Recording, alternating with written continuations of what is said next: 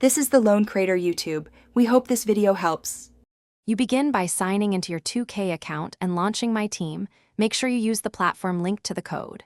Next, locate the store menu. This is where the locker code entry lives. Enter the code exactly as provided. Once done, double-check each character because spacing and case errors are common. You should see a confirmation field or prompt. Press Accept to submit.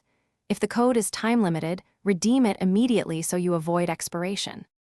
After opening the locker code input, paste or carefully type the code. You control accuracy, so slow down and verify each character. Once you submit, watch for the confirmation pop-up. It usually lists the reward. If it returns an error, read the message closely because it often tells you if the code is used, expired, or platform locked.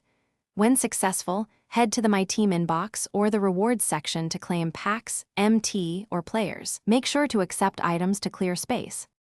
Finish by opening your inbox and accepting every reward.